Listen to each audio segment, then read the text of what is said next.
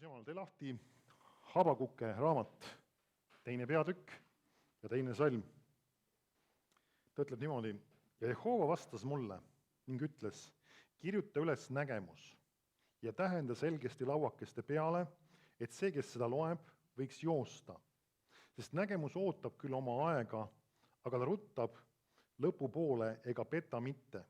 Kui ta viibib, siis oota teda, sest ta tuleb kindlasti ega kõhkle mitte. Nüüd Jumal peab väga oluliseks seda, et me paneme kirja selle visiooni, selle plaani, mis temal meie elu jaoks on. Kas pole nii? Ja ta kasutab huvitavat väljendit just, et see, kes loeb, võiks joosta. Ja ta ütleb mitte isegi lihtsalt, et kõndida, vaid just joosta. Nüüd ta räägib sellest, et selleks, et millegi järgi joosta, peab see olema väga ilmselt ja väga selgelt kinni haaratav ja arusaadav. Väga selgelt nii-öelda paika pandud ja see on ka sinu jaoks väga oluline, et kas sina tead, mis on sinu osa Jumala riigis.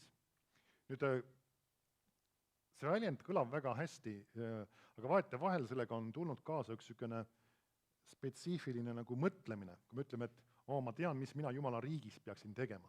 Ja siis, kui ma lähen esmaspäeval tööle, see on see minu ilmalik töö. Nüüd peame meeles, ei ole niisugust asja olemas nagu ilmalikku tööd.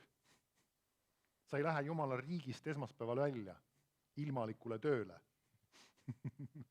Sa oled kogu aeg Jumala riigis ja sa teed ka, sa võib-olla ei tegele selles mõttes nimetatud, ütleme, koguduse tööga võib-olla seal otseses mõttes, aga sa teed tegelikult ka seda tööd issandale, piibel ütleb. Nii et selles mõttes selline termin selle kohta öelda, et see on ilmalik, ilmselgelt sa peaksid uskuma, et Jumala õnnistus on selle peale üle.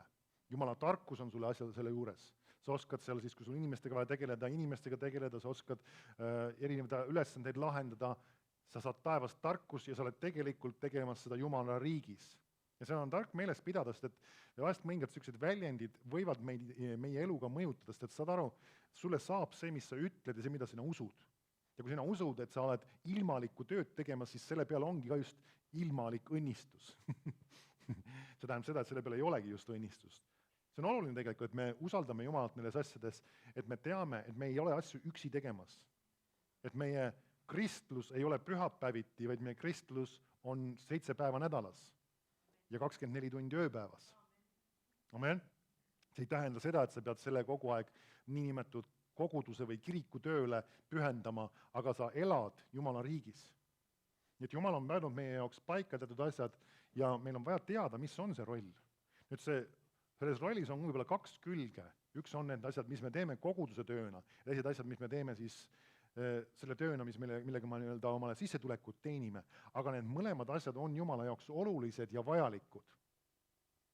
Et see vahetevahel nagu isegi, näiteks see on üks niisugune ka paganlik mõtlemine olnud, et nagu eraldame nii-öelda riigi ja kiriku oma vahel.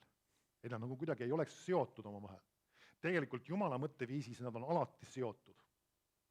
Kui ma räägin kirikust või kogudusest selles mõttes, nagu, ma ei räägi nagu üldises mõttes mingist konkreetset tüüpi kirikust või sellist. Aga just, et need on omavahel väga otseselt seotud ja kristlastena meil on väga otseselt midagi öelda nende asjade kohta, mis toimub poliitikas, mis toimub ärimaailmas, mis toimub hariduses ja nii edasi. Need asjad on seotud ja neid ei saa üksteisest eraldada. Ja samamoodi, kui sina elad Jumalale, siis ka sinu elu ei ole kuidagi eraldatud Jumalast, siis mingid päevad, nagu ta on seotud Jumalaga. Amen. Nüüd lähme õpetussõnade 29-18. Need 2 kirja kohta, mis ma siin ka kasutanud olen järjest.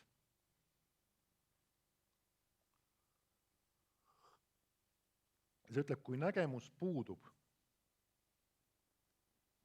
muutub rahvas üleannetuks või nagu mõned teised, üks ingliskeelne tõlge ütleb seda, et nad nagu hukkuvad või hävivad, aga üks teine ütleb enam-vähem seda sama, mis seegi, aga ta toob ühe teise elemendi sinna juurde. Ta ütleb, et nagu piirid või raamid kaovad. Ja see ongi just see, mis juhtub, et inimese ellu tuleb segadus. Nüüd piirid ja raamid on Jumalast. Vahetevahel inimesed mõtlevad seda, et vabadus meie elus tähendab anarhiat. See tähendab seda, et nagu öeldakse, ei ole mingit piire, ei ole mingit raame. Kui need piirid ja raamid on Jumalast ja jumaliku mõtlemisega pandud, siis need on positiivsed ja head. Jumal ei propageeri absoluutset anarhia mentaliteedis vabadust. Piibel ütleb, et me oleme vabad Kristuses, aga me oleme vabad selles samas raamistikus, mis Jumal on meile andnud. Amen. Ja samas inimesed, kes vahest arvavad seda, et nad on, kui nad Jumalaga kokku ei puutu, siis nad on vabad, ma ei pea seda usuasja järgima ja mul on kõik lubatud, keegi ei keela mul juua, keegi ei keela mul suitsetada, keegi ei keela mul, kas teab, kellega magada. Nüüd hämmastav on see, et samas need inimesed arvavad, et nad on vabad, aga tegelikult kõik need asjad, mis nad arvavad, mida neil nii-öelda ennem keelati või miski, mida nagu usk ei luba, justkui nagu vahest mõni inimene ütleb, siis tegelikult need asjad seovad ja hoiavad neid kammitsas kinni. Et nad on nende asjade horjad. Inimene, kes on sageli suitsetaja, ta ei suuda sellest väga sageli enamasti vähemalt loobuda. Miks ta on selle ori? Sageli inimesed, kes on igasugused muud alkoholismis kinni, ta ei suuda sellest loobuda, ta on selle ori, ta peab selle saama, selle doosi iga nädalavahetusel peab olema niisugune seisund, et sa enam ei mäleta midagi. Et see ei ole vabadus. Amen? Et see on see asi, mida visioon ja tegelikult ka Jumala plaani mõistmine annab sulle, see, et need piirid ei kao ära sul. Sul on üks raamistik elul. Ma tean, mida ma teen, ma tean, kuhu ma olen minemas ja sellepärast ma teen neid asju, et ma olen sellesse suunda liikumas. Ma täna võib-olla seda asja ei näe veel sündimas, neid asju ei näe veel toimumas, aga ma olen sellesse suunda liikumas ja sellepärast ma sean oma elule sellise raamistiku. Ja see on see, millest ta räägib siin tegelikult just, et kui see visioon puutub, siis seda raamistikku ei ole. Siis toimubki see üleannetus, see sõna võib-olla natuke vanamoeline, aga see räägib just niisugune seadusetus ja see, et nagu inimesed lähevad ja teevad mida iganes neil ette juhtub või nagu öeldakse, pähe tuleb. Ja sellepärast meil on vaja seda jumalikku visiooni, jumalikku plaani oma enda elu jaoks teada. Ja seal on põhjust sellepärast palvetada, et see saaks sulle selgemaks. Ja need asjad, mis sul on juba selgeks saanud, ka need üles kirjutada. Vahest see kirjutis, mida sa kirjutad sellest asjast, ei peagi mitmete lehekülgede viisi pikk olema. See on võib-olla paar lauset ja see sisaldab eneses väga palju. Ma tõin eelmisel korral ka näiteks Kenneth Hagini, siis tema puhul oli see, et Jumal ütles talle, et mine õpeta mu rahvale usku. Ja see oligi tegelikult seesama põhiline läkitus ja hüüdlause, mis Jumal talle oli andnud. Muidugi ilmselt seal oli veel tema kutse ja konkreetselt muud ülesanded, mis olid selle sees, aga see oli üks konkreetne sihik. Mine õpeta mu rahvale usku. Ja kui sa oled tema raamatuid lugenud või kuulanud mõningaid juttu, siis sa avastad seda, et need on usku täis ja seda usu teemat väga tõsiselt täis ja see on teine teema, on see tervenemine on otseselt omavahel seotud ja ta pidevalt tegi seda. Miks pärast, sest see oli see visioon, see eesmärk. Paulusele anti ülesandeks kuuluta evangeeliumi. Ma korra otsin välja selle, mis oli tema visiooniks antud Jumala poolt. See on Apostlitegudes 9:15.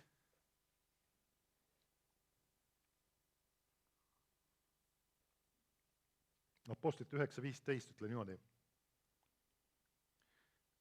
See on küll Ananiasele räägitud sõnad, aga tegelikult sa võid vaadata teistes kohtades, Paulus ise ka kinnitab seda sama. Et Ananias rääkis tegelikult seda, mis Paulus oli juba tegelikult ka Jumala käest saanud. Ütleb 9:15, aga issand ütles temale, mine, sest ta on mulle valitud riist, et ta minu nime kannaks paganate ja kuningate ning Iisraeli laste ette, sest mina tahan temale näidata, kui palju ta peab minu nime pärast kannatama. See ongi tegelikult tema eluvisioon. See on seesama, mis tuleb nii-öelda selgesti lauakestele kirjutada, et see, kes jookseb, võiks seda nii-öelda jälgida. Et ta kannaks Jumala sõna siis paganate, kuningate ja Iisraeli laste ette. Huvitav on see, et ta toob siin eraldi välja ühe grupi inimesi, see oli siis kuningad.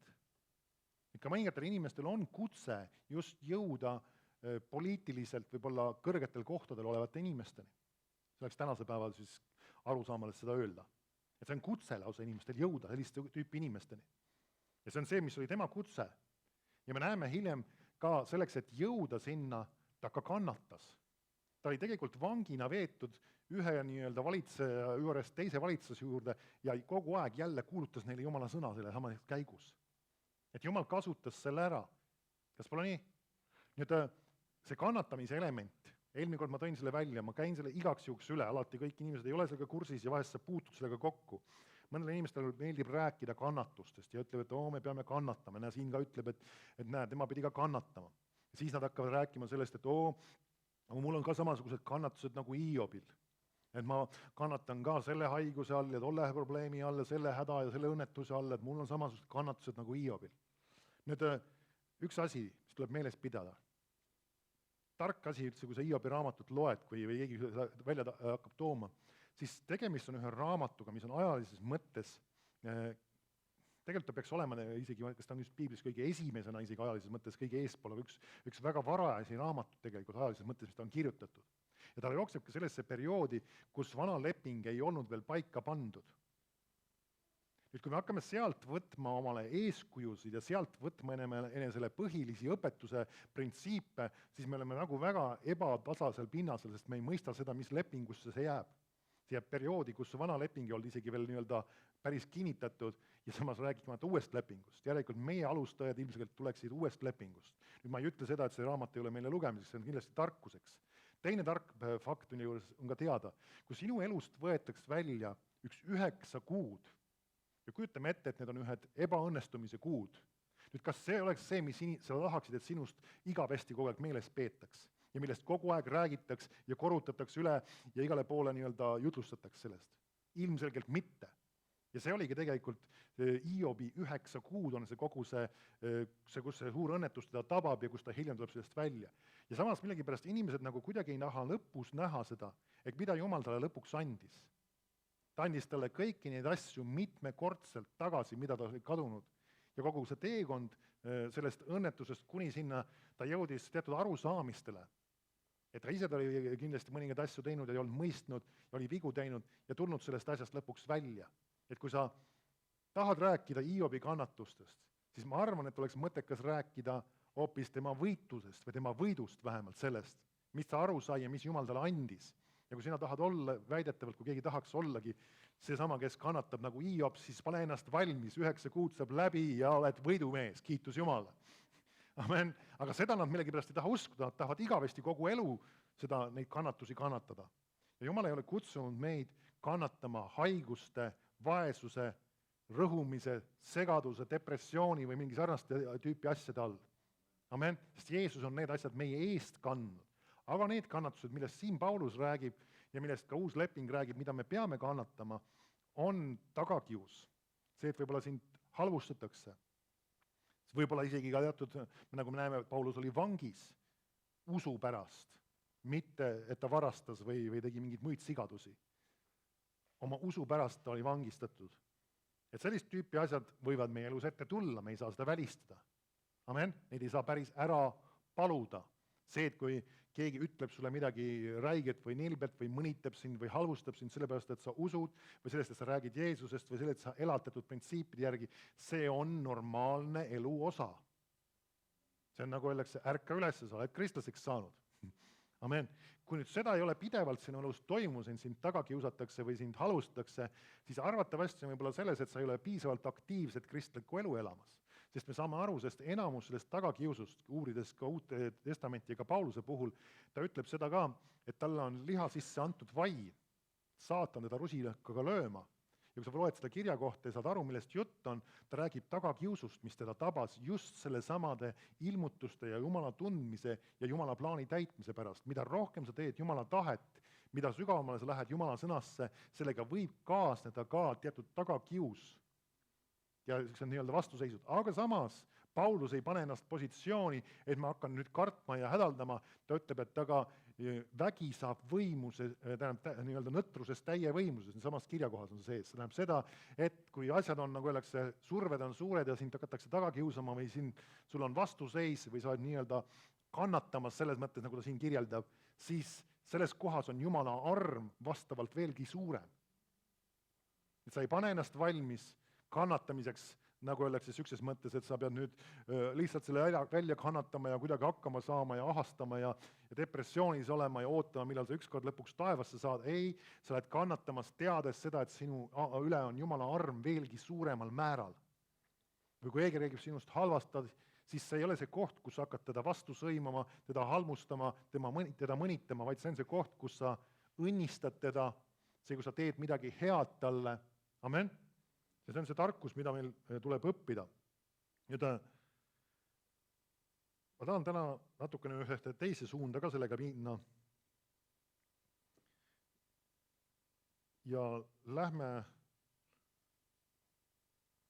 Heebra 12. peatükki.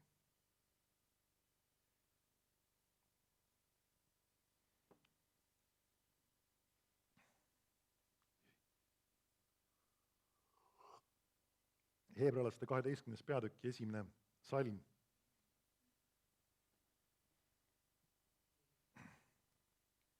Siin ütleb, sellepärast meiegi, et nii suur pild tunnistajaid on meie ümber. Pangem maha kõik koorem ja meid nii hõlpsasti takerdav patt ning jookskem kannatlikkusega meile määratud võidu jooksmist. Vaadates usu alustajale ja täidesaatjale Jeesusele, kes risti kannates temale oodatava rõõmu asemel, häbist hoolimata ja on istunud Jumala aujärje paremale käele. Ta ütleb siin huvitava fraasi, kui sa vaatad, see eelmine peatükk räägib usukangelastest, kas pole nii? See on see tuttav peatükk, kes ta räägib väga paljudest, kes on usu läbi asju teinud. Huvitav vahemõttes, ei ole küll mu teema, aga mul lihtsalt tuli see praegu meelde. Sageli seda peatükki kasutatakse, räägitakse usust, et usk on kindel usaldus, selle vastu mille oodatakse ja kuidas me usu läbi võime teatud asju saada Jumala käest. Ja sageli inimesed seostavad seda kahe põhilise asjaga, mida me usu läbi võiksime saada. Üks neist on kindlasti raha ja teine on tervis. Aga huvitav on see, et selles nimekirjas minu meelest ei ole, raha puhul kindlasti ei ole mitte ühtegi inimest, kes seal oleks raha uskunud Jumala käest. Mitte seda, et Jumal ei taha sulle seda anda. Tervise koha pealt me näeme tegelikult mingis mõttes seal paar viidet on sees tegelikult olemas, näiteks Saara on üks nendest, kes seal on kindlasti. Aga iva on selles, et me näeme seda, et nad uskusid, et Jumala tahe või Jumala plaan nende elu jaoks või nende konkreetse eluperioodi jaoks saaks teostatud. Ja nad kasutasid oma usku, et see saaks reaalsuseks. Ja teatud situatsioonis, et mingi asi saaks reaalsuseks, sul on vaja selle asja teostamiseks ka raha. Amen. Aga et see ei olnud see keskne teema selle nii-öelda usu peatüki juures. Nüüd ta ütleb just, et sellepärast, et meil nii suur pild tunnistajad, need inimesi, kes on siis juba näinud nagu meie eel ja on usu läbi asju teinud, siis ta ütleb meile ka midagi. Et see on üks huvitav mõte, üks suur pild tunnistajaid on meie ümber.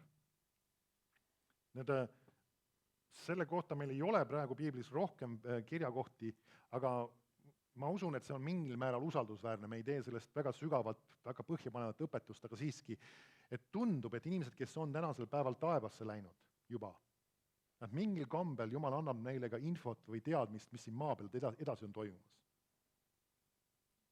Mis sa arvad sellest? Teised inimesed ka, kes on isegi ise taevasse võetud olnud või nad on öelnud, neil on teatud situatsioonis Jumal midagi näidanud või midagi, mis on toimumas või mis iganes, mis on sündimas. Ja see võimalik, et see viitab sellele. Nüüd sa oled siin võidujooksu jooksmas ja keegi on, nagu öeldakse, keegi on võrrelnud seda ka sellele, et see keegi on nagu justkui seal staadioni ääres ja hüüdmas. Jookse edasi, jookse kiirimini, jookse kindlamalt, sa saad hakkama.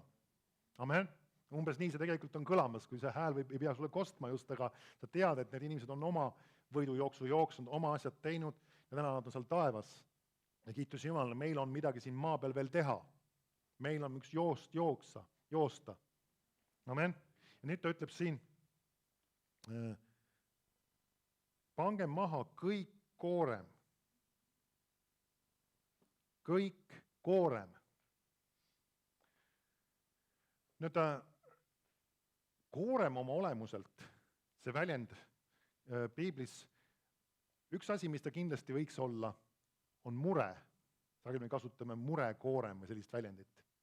Ja piibel ütleb, et heitke kõik oma mured issanda peale ja tema peab hoolt sinu eest.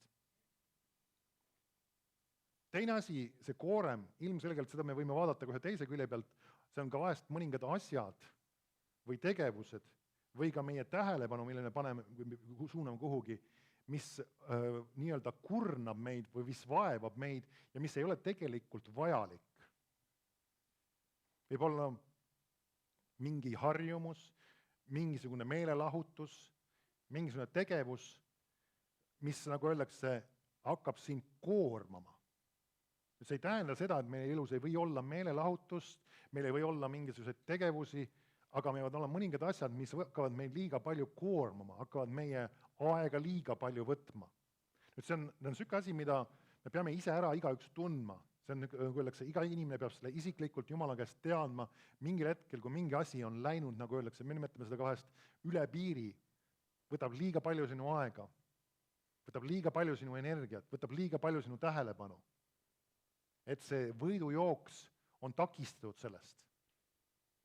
Näiteks see on ka oluline, enamasti just, kui sa liigud koos Jumalaga edasi ja mida rohkem aastaid sa temaga koos oled olnud, siis see teekond või see võidujooks, mida sa pead jooksma, muutub aina spetsiifilisemaks ja konkreetsemaks. See, et need juhised, mis sul täna Jumal on andnud, ei ole võib-olla täpselt samasugused, mis nad olid alguses. Ma saan, jutlustajate näiteid tuua, aga sa võid neid rakendada oma elus teistmoodi. Kus sa äsken jutlustajate ja ütlesid, et esimesi kordi, kui nad hakkasid üldse Jumala sõna jagama kuskil või õpetama või jutlustama, siis alati, mis iganes pakkumine, mis iganes koht kutsus neid külla jutlustama või jagama Jumala sõna, nad ütlesid, jaa, ma kindlasti tulen. Aga aastaid hiljem, kui nad olid juba mingi aja teenistuses olnud, juba võib-olla 10 aastaid, siis nad öeldakse, mitte ei hakanud valima, vaid Jumala vaim hakkas neile just juhtima. See ei ole koht, kus sa peaksid minema. See ei ole see asi, millega sa peaksid tegelema, see ei ole otseselt sinu ülesanne. See on kellegi teise ülesanne, see võib olla kellegi teise jaoks või mingid muud põhjused, mis pärast sa ei pea selles kohas alati olema.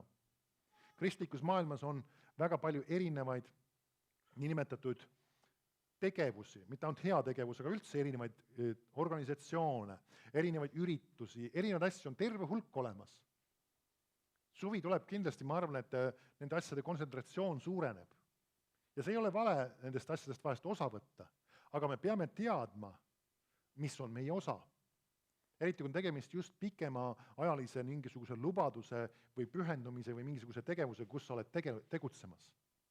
Vahest inimesed löövad kaasa ühes või teises kristlikus organisatsioonis või kolmandas organisatsioonis ja see võtab nende aega ja nende võimekus näiteks oma koguduses teha ühte või teist ülesannet hakkab selle tõttu langema.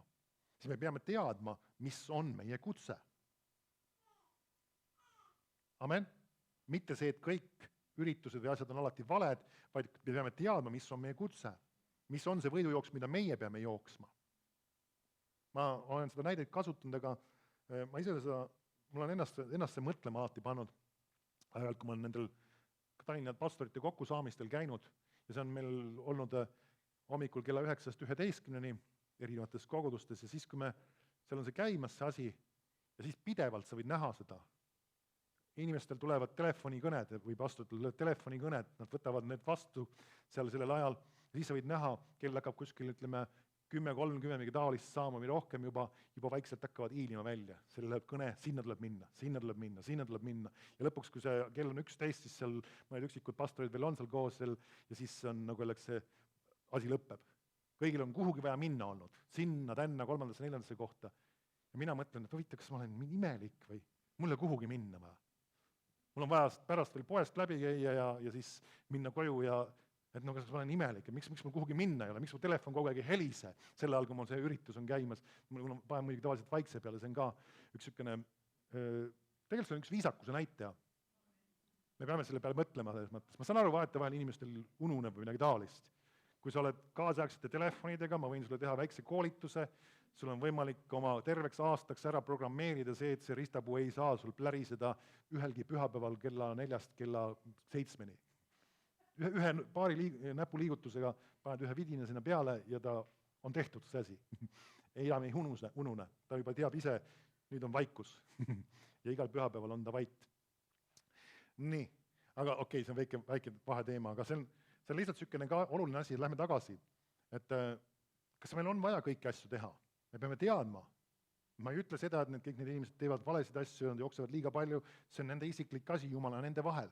Aga ma näen seda, et nagu Jumal tahab, et meil oleks nende kõige oluliste asjade jaoks aega. Mis on need kõige olulisemad asjad? Me peame enda jaoks panema ühe edetabeli paika. Jumal on selle koha pealt tegelikult meile appi tulnud. Teeme lahti Timotuse kirja.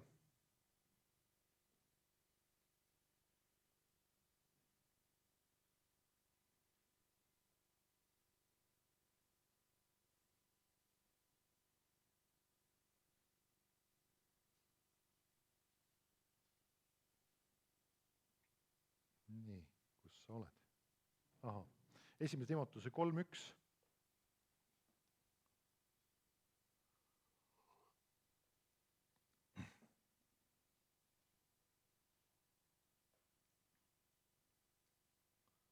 Ta ütleb, ustav on see sõna, kui keegi püüab koguduse ülevaataja ametisse, siis ta igatseb kaunist tööd. Nüüd koguduse ülevaataja nimi, ma tean, kui seda algtekstist tõlkida, siis päris sõna pastor ei tule just välja, aga sisuliselt me võime seda samastada selle sama ametiga, sest et see on, kui me vaatame neid nimekirjas olevaid ametid, siis üks nendest on pastor ja siin on koguduse ülevaataja, siis tol ajal nad panid tegelikult koguduse ülevaatajad ametisse, kuna kogudused olid väga noored ja seal oli vaja keegi panna seda tööd juhtima. Nüüd see ei pruukinud hiljem see inimene tingimata pastorina jätkata kogu oma elu, aga ta võis ka olla pastori ametis tegelikult selle kutsega, nii et selles mõttes need kvalifikatsioonid langevad kokku tegelikult ka kindlasti pastori ametiga. Nüüd ta ütleb, niisiis tuleb koguduse ülevaatajal olla laitmatu ühe naise mees. Nüüd huvitav on see, koguduses, ka piiblis asjade järjekord ei ole juhuslik. Miks ta hakkab peale selle teemaga üldse, kõige esimesena? Ühe naise mees. Me saame aru, ilmselgelt see viitab sellele, et tol ajal oli levinud veel siiski ka vanast lepingust mitme naise pidamine ja see oli midagi sellist, mis Jumal oli otsustanud, et see ei peaks enam sellisel kujul jätkuma. Et see uues lepingus ilmselgelt ei ole enam see praktika, millele Jumal alla kirjutaks. Ja ta ütlebki, et ühe naise mees, et ta annab nagu eeskuju sellega. Aga samas ta pöörab sellega eelkõige esmalt tähelepanu perekonnale. Kas pole nii? Nüüd me hakkame prioriteete paika panema. Esimene prioriteet on perekond.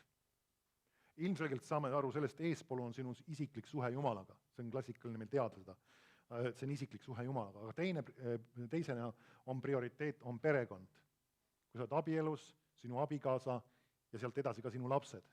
See on oluline prioriteet, et sa paned nende jaoks need paika, kui sa oma võidujooksu jooksed, sa tead, mis on mu prioriteet. Kuidas mu ülesanded sätivad seda. Kuidas mu ülesanded mõjutavad seda. Kui on see asi teha, too asi teha, kuidas see mõjutab seda, kas see asi on nii-öelda piisavalt sellega tegeldud, kas sellega on piisavalt aega võetud, et perekonda ehitada. Amen? See on oluline neid asju teada tegelikult. Siis, mis edasi ütleb? Kaine, mõistlik, viisakas, külalislahke, osav õpetama. Nüüd mitte joodik, mitte riiakas, vaid leebe, rahulõudja, mitte rahaahne, vaid kes oma maja hästi valitseb, kes oma lapsi peab sõna kuulmises kõige aususega. Sest kes iseenese maja ei oska juhtida, kuidas ta võib hoolt kanda Jumala koguduse eest. Nüüd, kui sa vaatad kogu seda nimekirja, siis inimlik loogika ootaks alati mingis ametis oleva inimese puhul seda kvalifikatsiooni, et ta oskaks oma konkreetset ametit täita selles ametipostis. Tähendab seda, et kui ta on pastor, siis inimlik loogika ütleks, et kindlasti oleks oluline, et ta oskab kindlasti hästi õpetada, no ütleme ka inimestega suhelda, inimestega korralikult läbi käia, et see on nagu see kõige olulisem. Aga kui sa märkad, siin on terve hulk teisi omadusi, nende seas on ainult üksikuna mainitud õpetamise oskus, aga teine hulk teisi ameteid. Huvitav on see, näiteks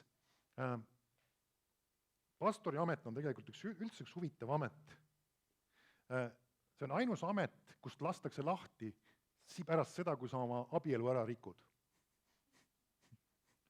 Ma ei tea veel siiamaani ühtegi teist ametit, kus lastakse sinu ametist sind lahti või alandatakse pärast seda, kui sa oled oma abielu ära rikkunud. See on üks ainus amet tegelikult, kui on normaalne kogudus, kus seda tehakse. Kahjuks isegi presidenti ei lasta ametist lahti. Nüüd ma ei tea, kes rikkus abielu, seda minu spetsialist ei ole hindamata. Aga see on fakta. Igasugused Riigikogu liikmeid, neid ei lasta ametist lahti, kui nende abielu lõhki lähevad. Aga kui pastor rikub oma abielu ära, siis ta lastakse ametist lahti. See on väga huvitav, millest see räägib Jumala kvalifikatsioonidest. Tema jaoks, ja see maailm on sageli just väga paljud kvalifikatsioonid paigast ära lükanud, sest nende jaoks ei ole see enam kõrge prioriteet.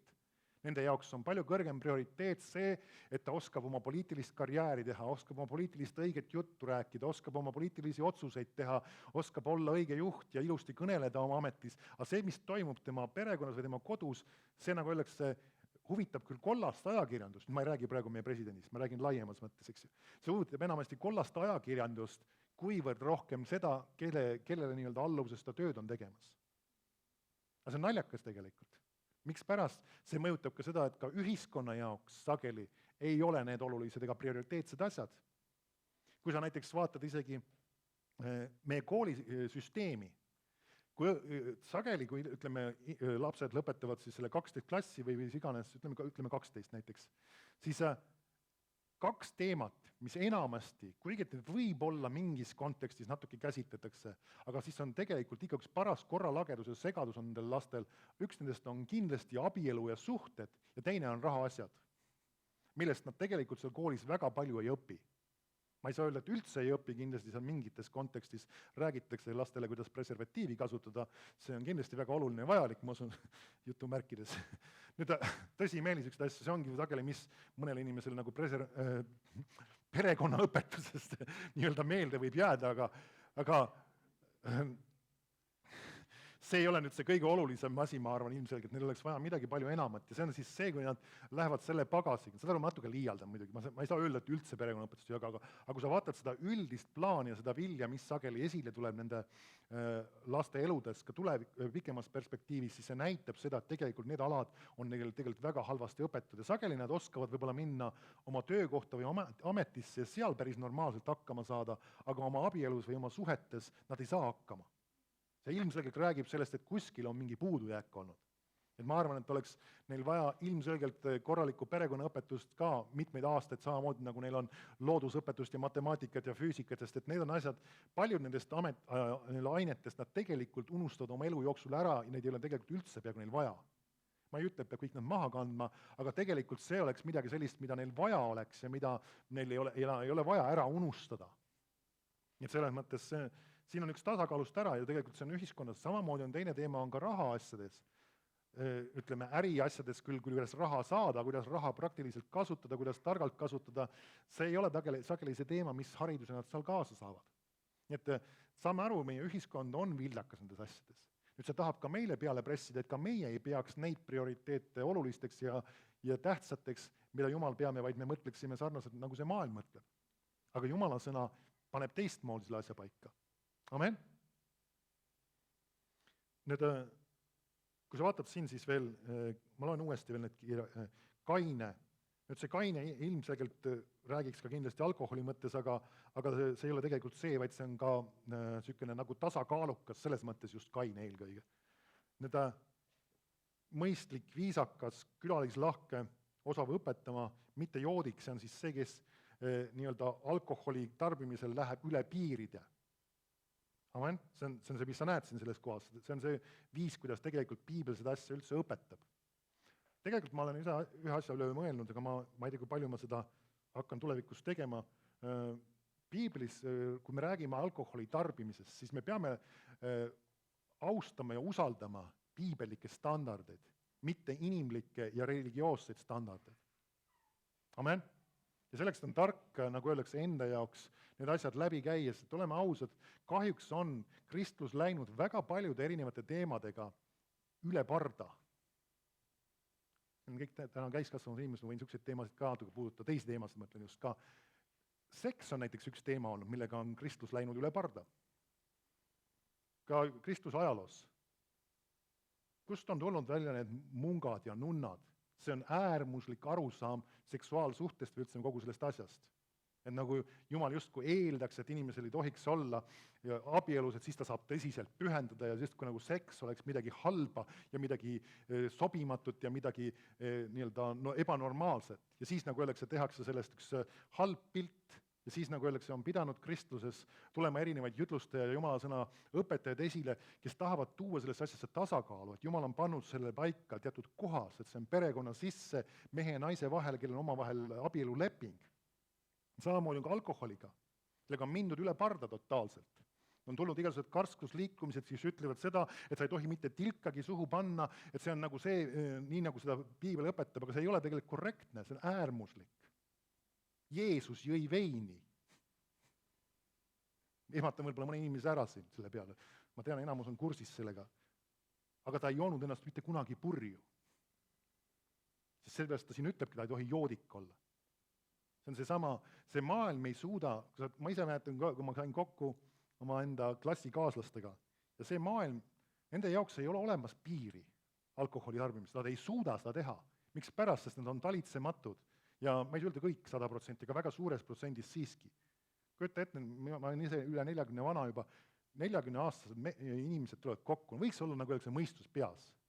Ja nagu öeldakse, 2 tundi umbes läheb sellest klassi kokkutulekust mööda ja parem on sealt lahkuda, sest et enamusel ei ole enam mõistust peas. Ja suuremas osas ka naisterahvad täiesti sellises seisundis, et nagu nii-öelda halba hakkab kogu seda asja vaadates. Miks pärast inimestel ei ole seda piiri, nad ei oska enda jaoks mõõta seda. Nüüd samas, see ei ole midagi kohustuslikku, mida peab tegema, aga Jumala sõna paneb selle asja juurde paika, ta räägib alkoholismist ja joodikuks olemisest, sellest tähendab just üle piiride tarbimisest. Ja samas Jumal paneb väga selgelt paika ka selle, et viin või kange alkohol ei ole midagi sellist, mida me peaksime üldreeglina tarbima. Miks pärast, sest et see, ta ütleb selle kohta, et see on midagi sellist, mis ilmselgelt ei ole heaks kiidetav, sest et selle kogused on väga väikesed, millest inimene joob ennast väga tõsiselt purju. No ma arvan, et vahest seda on hea puudutada uuesti. Ma kunagi olen seda puudutanud ja ma ei ole seda kogu aeg rääkinud. Aga teine tarkus, ma leian seda, on see, et me ei pea hakkama sõdima ja kaklema nendega, kes teistmoodi arvavad. See on tarkus, ära nagu öeldakse, tekita sellest probleemi, ära hakka sellega kellegi skandaali tekitama, aga samas teise küljelt sa pead teadma, mida Jumala sõna sellest õpetab, et sa ei jookse sellesse äärmusesse. Et sa ei ründa neid ja sa ei hakka neid halvustama, sa võid puutuda nendega kokku. Meie näiteks praktika on see, kui me teame, meil sellised kristlased tulevad külla kogudusse või omal ka koju, me lihtsalt paigutame teatud asjad ja teatud esemed lihtsalt silma alt ära. Ma ei hakka sellest tekitama probleemi, sest see ei ole usu küsimus. Jumal ei lase kedagi taevasse selle põhjal, kas jõid seda ühe klaasi veini või ei joonud ühe klaasi veini. Ta laseb inimese taevasse usu põhjal Jeesusesse. Amen. Ja kui keegi kogudus on teistmoodi otsustanud, nad on kulutanud 100% kuiva seaduse välja, see on nende isiklik otsus ja valik ja ma ei hakka neid ründama, neid halvustama ja maha tegema ja ma ei topi ka neile pudelit laua peale, kui nad külas peaks olema. Amen? Või pitsi, mitte pitsi, pokaali. Hallo. Amen? Ma arvan, olen seda puudutanud seda teemat kunagi koguduses ka, ma võib-olla kedagi väga palju ei ehmata siin sellega, aga see on piiblis, me näeme seda. Esimene asi, mida Jumal õnnistas, esimene asi, mida Noa näiteks külvas, kui ta tuli laevast välja, oli viinamägi. Ja ta ei plaaninud mitte viinamarja mahla teha, vaid ta plaanis veini sellest teha. Ja ta läks üle piiri, ta jõi ennast purju. Aga mille pärast kohut mõisteti? Mitte sellepärast, et tema isegi üle piiri lägi, mitte see, et Jumal teda heaks kiitis, aga seda, et need tema pojad tahtsid teda, nagu öeldakse, kuidagi halba valgusesse selles üle piiri minemises panna. See oli see, mille üle hoopis kohut mõisteti. Tema, nagu öeldakse, sai kaineks ja ma usun, parandas meelt selles asjas, aga see ei olnud see, mille pärast Jumal hakkas kohut kohe mõistma. Nüüd ma ei propageeri sellega, et sa pead hakkama tingimata koos iga seltskonnaga kohe üks pits ja teine pits ja kolmas pits. Teil pitsist peaks üldse eemale hoidma, see läheneb kangest alkoholist. Aga see on midagi sellist, mis Jumal on selle pannud. Vana leping on täis seda, kuidas Jumal õnnistab veini, kuidas ta õnnistab nii-öelda seda sama veini, mis oli tehtud. Siis on erinevad inimesi, kes ütlevad, aga see vein, mis need tol ajal tegid, oli väga lahja. Nüüd okei, las ta oli lahja. Ütleme, et nad väidavad, et see oli 2%. Nüüd, kui sa võtad ühe 2%-lise alkohoolse joogi, minu meelest meil on Eestis siin poes müüamisest 2% siidrid vist olemas. Nüüd, kui sa võtad selle joogi, ja ütleme, näiteks tavaliselt vist nad on mingitest liitristest pudelites. Nüüd sellest ennast purju juua, ma arvan, sa pead valama 2 pudelid endale sisse. Ma arvan, sul 2 liitrit sisse valada on päris raske juhus. Ja ma arvan, selle suhtes ei peaks sind väga hoiatama, et sa ei jooks ennast 2%-lisest alkoholist purju, sest sa lihtsalt ei suuda seda nii palju sisse valada endale. See väide ei pea vett lihtsalt. Kui sa oled veini tegemisega kokku puutunud, sul ei õnnestu teha isiklikult veini sellises madalas kraadis nagu 2%, kui sa paned selle vee ja selle mis iganes, mitte vee, mahla ütleme tüüpiliselt ja võib-olla suhkru, erinevad muud asjad sinna kokku käärima, sealt ei tule kunagi 2%-list. Isegi õlletegijad ei suuda nii madala protsendiga asja teha. Nii et selles mõttes see ei pea vett.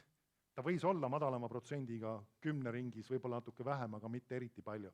Nii et Jumal hoiatab just purju joomise suhtes, see on selles suhtes väga konkreetne, väga blank. Samas meil on Eesti riigi seadused olemas. Inimesed ei tohiks ühtegi promilli olla veres, kui ta läheb autot juhtima. Me peame neid järgima. Amen? Nii et okei, ma panin vaheteema siia vahele, aga ma arvan, et seda on vahest vaja inimestel teada, ma oma koguduses võin seda jagada, ma ei lähe seda mujale tavaliselt jagama, sest et see tekitab tõsiseid segadusi, küsimusi ja igast asju inimestel, aga inimesed peavad teadma, mida piibel õpetab ja ma usun, et selles suhtes see maailm vajab mitte 100%-list kuivseadust ja alkoholikeelde, vaid ta peab nägema ühte mõõdukat ja tarka ja sisukat alkoholi tarbimist, normaalse alkoholi tarbimist, siis mitte liiga kange alkoholi. Ta peab nägema seda eeskujuna. Seda, et nagu öeldakse, see inimene joob õhtuga võib-olla 1 pokaali veini ja sellega piirdub ja ta ei ole nagu haige järgmise klaasi järgi, järgmise järgi, et kogu aeg peab minema midagi sisse nii kaua, kui ta enam üldse ei näe. Ja ta suudab ennast ja tema jaoks oli see probleem. Samas inimesed, kelle jaoks need asjad on probleemid, võib-olla on targem üldse mitte. See on hoopis omaette teema.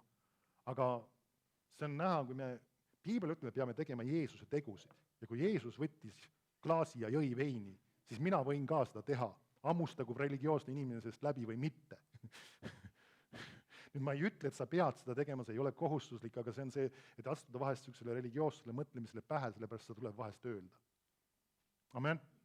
See ei ole see, et me propageerime alkoholismi, sest see on see, mida suhtes Jeesus ütleb väga selgelt. Ja kui Jumala sõna ütleb väga selgelt, see on midagi sellist, millele me alla ei kirjuta, mis ei ole piibellik ja mis ei ole nii-öelda õige asi ilmselgelt. Aga nii kaua, kui sa ei ole purjus, seda mõõta on võib-olla raske, aga see peaks keskelt läbi olema sõltuvalt inimese kehakaalust kuskil 2, ma arvan, et 3 pokaali võib-olla on veini puhul liiga palju võib-olla juba, aga ütlen järjest kohe öelda juues. Aga kuskil seal piir keskelt läbi on. Naisterahvastel hakkab seda tavaliselt varem, meestel hakkab seda tavaliselt hiljem. Ja kui seda kehamassi on rohkem, siis ta hakkab tavaliselt hiljem see peale. Aga kuskil seal umbes see on. Nii et, okei, kui ma seda lahti võtsin, ma pean selle, nagu öeldakse, kinni ka kapseldama. Kui sul tekib veel küsimus üles teemast, ma võin sulle privaatselt või reaalselt selgitada neid asju. Aga meil on vaja neid asju vahest teada ja mitte olla häiritud nendest asjadest. Ja samas, kui sul tuleb teise koguduse, 3. koguduse inimene külla või sa suhtled temaga nendest asjadest, ära ürita talle selle selgeks teha. Kui nende kogudus on teinud sellise otsuse, see on nende valik, nende koguduses õpetakse nii, las see olla. Ära hakka teda valgustama, sest see ei ole tema elu küsimus. Amen. Kui sina oled selles valguses käimas, käi selles valguses vastavalt mõistlikkusele ja tarkusele. Kui see sinu jaoks on komistuskivi, sa ei pea seda üldse jooma. See ei ole kohustuslik. Aga sellel on mõningad positiivsed elemendid, millest me piiblis võime näha viited ja ka arstide ja teadlaste puhul väikestes kogudustes me näeme positiivsed viited selles asjas ka. Okei. Ma olen kunagi sellest teemast terve pika jutluse rääkinud, keegi tahab, ma võin selle lingi sulle organiseerida. Seda ei ole meie jutluste seas avalikult üleval muidu, aga ma asun, et see on vahest kasulik. Okei, kui ma selle augu või selle asja lahti tegin, siis ma pean seda teemat ikka natuke puudutama. Okei, lähme nüüd tagasi sinna. Mitte joodik siis, mitte riiakas, vaid leebe, rahunõudja, mitte rahaahne. Rahaasjad on jällegi siia sisse toodud. Vaid kes oma maja hästi vaitseb, kes oma lapsi peab sõna kuulmises, kõige aususega. Huvitav on see, et laste kasvatus on toodud ka siia kui olulise punktina siia kõrvale. Et see ei ole päris üksta kõik. Ja ma tean, see on kindlasti ka meie koguduses samamoodi, aga see on ka teistes koguduses samamoodi. Pastori lapsed saavad tegelikult sageli päris suure tähelepanu. Ma ei räägi mingist omast kogemusest ja mitte selles mõttes tähelepanu, et nad nagu on kuidagi teistest kõrgemaks tõstetud, vaid just selles mõttes ka, kuidas nad käituvad, mida nad teevad, mismoodi on nende hoiakud, suhtumised ja ma saan aru, see on isegi piiblikult põhjendatud, et inimesed vaatavad osalt eeskuju, samas muidugi meid ei ole kutsutud üksteist nüüd detailselt kontrollima, kui kui hästi keegi mingit asja teeb, aga sellegipoolest me peame meeles pidama, et see on oluline ka Jumala jaoks. Amen. Nüüd ärgu olgu alles vast pöördunud, et ta ei läheks uhkeks ega langeks sama nuhtluse alla kui kurat. Ka olgu tal hea tunnistus neilt, kes on väljaspool kogudust, et ta ei satuks naeru alla ja kuradi köitesse. Ja siis vaata edasi, ta ütleb, nõnda samuti tuleb ka abilistel olla. Nüüd, miks ma selle eelneva lugesin, muidu võiks mõni öelda, et kuule, see oli üldse sinule mõeldud jutlus siin. Kõik jutlused on ka minule mõeldud muuses. Nii, mitte ainult see. Aga mis tähendab sõna nõnda samuti? See tähendab, kõik, mis ennem sai loetud, kehtib ka järgnevate kohta. Kas pole nii? Aga ta lihtsalt lühidalt ütleb mõningad asjad uuesti üle. Ütleb nõnda samuti, kus see nüüd oli siis, 8 kadus ära, tuleb ka abilistel. Nüüd abilised, kellele ta viitab siin, on siis koguduse abilised, inimesed, kes abistavad koguduses Jumala riigi töös, mis iganes kombel. Et tegelikult, kui vaadata piibli kvalifikatsiooni, meil on olemas 5 erinevat Jumala sõna jagavat või õpetavat ametit. Siis meil on olemas ülejäänud inimesed jäävad siis selle kvalifikatsiooni alla, mida me võime nimetada abilisteks, kes lähevad siis abiliste alla. Ka ülistus, nii ülistusjuhid kui ülistusgrupp läheb abiliste alla, lastetöö läheb abiliste alla, väga paljud tehnilised tööd, mis iganes kaamerate ja salvestuste ja igasuguste tehnikatega, kõik lähevad abiliste alla. Kõik koristamine, kõik läheb abiliste alla. Järelikult ta räägib tegelikult kõigist teistest koguduses tegutsevatest inimestest, lisaks neile, kes ka Jumala sõna jagavad. Muidugi samas me saame ühest asjast aru, et ilmselgelt need nõudmised on neile, kes juhivad ja jagavad sõna kõrgemad kui neile, kes abistamas on. See on näha ilmne viide siin selles, aga ütleb, nõnda samuti tuleb ka abilistel olla ausad, mitte kahekeelsed, mitte joomamehed. Ka siin on jällegi toodud välja, et nad ei peaks olema alkohoolikud või ennast purjuma jooma, tegelikult teised tõlked toovadki just selle väljendi välja siia. See ütleb, mitte liigkasuvõtjad, vaid sellised, kelle ususaladus on puhtas südametunnistuses. Et nad katsutagu enne läbi, kui nad on laitmatud, astugu nad ametisse. Nõnda samuti olgu nende naised ausad, mitte keelepeksjad, kained, ustavas kõigis asjus. Huvitav on see jällegi, et ta toob välja seose abilise töö ja ka siis abielusuhte vahel. Ma arvan, ilmselgelt ta võiks kirjutada ka vastupidi, et kui naised on tegutsemas, siis nende mehed peaksid olema vastavates hoiakutes ja suhtumistes. Aga see on oluline. Miks ta seda välja toob? Sest et meie nimetatud koguduses tehtud töö kvaliteet sõltub sellest, mis on meie olukord meie perekonnas. See ei pruugi otseselt meie jaoks tunduda, et seal on nagu otsene seos, aga kuna me teeme vaimulikku tööd, selles mõttes, et see on asi, kus meie töö ei ole ainult loomulikus maailmas, vaid see mõjutab ka seda maailma, mis ei ole nähtav. Sest me süstime, kanname inimestesse hoiakuid, suhtumisi, mentaliteete. Kas pole nii? Kui me käitume valesti, me anname vale eeskuju ja inimesed võivad seda kopeerida. See on see sama asi, et me kanname asju edasi, mis alati ei ole, nagu öeldakse, materiaalselt otseselt. Ja sellepärast ka, kui inimese abielu on korrast ära ja kui ta on samas olulisel kohal ja tähelepanu all, siis see kopeerib inimestesse mentaliteedi, et nii, see on aktsepteeritav. Või nagu isegi mõnedes kogudustes on aktsepteeritav see, et inimesed elavad vabasuhtes. Nüüd see ei ole aktsepteeritav Jumala jaoks. Amen. Saame aru, kui inimene on tulnud just usule, vahest võib olla see praktiline küsimus. Eesti riigi seaduste järgi võtab sul vähemalt 6 aega enne, kui abielu ära registreeritakse. Lihtsalt see on seadusega paika pannud, sul ei õnnestu päeva pealt, nagu öeldakse, sa ei saada neid 2 inimest, nagu öeldakse, kohe 2 lehte laiali, kui nad on, nagu öeldakse, siiamaani niimoodi elanud, et sul on vaja see asi ära korraldada. Inimene on, nagu öeldakse, mingil perioodi võib-olla nimetame armuperioodis, kus ta saab oma asjad korda ja läheb Jumalaga edasi. Amen. et vahest on vaja praktilisi lahendeid leida, sest meie ümber on see ühiskond, kui nad hakkavad päästmisele tulema, siis sul tuleb siin väga erinevate taustade ja erinevate sassis suhete ja asjadega inimesi kokku, kus sul on vaja, nagu öeldakse, tarkust. Sul on vaja üleloomulikku tarkust. Piibel räägib sellest, et me saame nägema tohutut ärkamist. Ja me näeme ümberringi erinevate veidruste ja perverssuste laienemisi ja aktsepteerimisi ja kui inimesed hakkavad päästmise saama, siis kui sul on vaja, nagu öeldakse, nende inimeste mõtlemine ja käitumine, elustiilid korda saada. See on omaette teema. Vahest on sul vaja üleloomulikku loomingut Jumala poolt, kus mõni inimene on mõningad kehaosad endale ära lasknud lõigata, kuna ta on uskunud, et ta ei olegi enam mees. See on vaja üleloomulikku midagi Jumal, mis taastaks. Ma usun, et ma arvan, et see oleks sellist tüüpi imesid oleks tõsiselt vaja.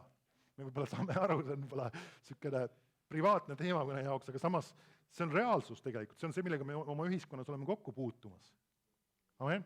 Õnneks ta ei ole veel Eestis nii laialt levinud, kuna lihtsalt inimestel ei ole palju raha. Nad nagu käivad võib-olla lihtsalt oma kleitide ja abemetega ringi, aga okei.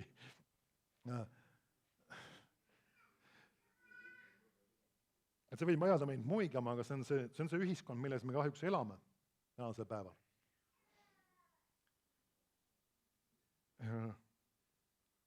Ma läksin siis tagasi, enda samuti olgu need naised ausad, mitte keelepeksjad, kained, ustavad, see kaine räägib siin eelkõige just kaalukas, ustavad kõigis asjus, koguduse abilised olgu ühe naise mehed, jällegi ta räägib siis sellest, et ühe naise pidamine peaks olema uue lepingu perioodis, kes oma lapsi ja oma peret hästi juhivad, sest need, kes on hästi pidanud oma ametit, saavutud enesele kauni lugupidamise ja suure julguse usus, mis on Kristuses Jeesuses.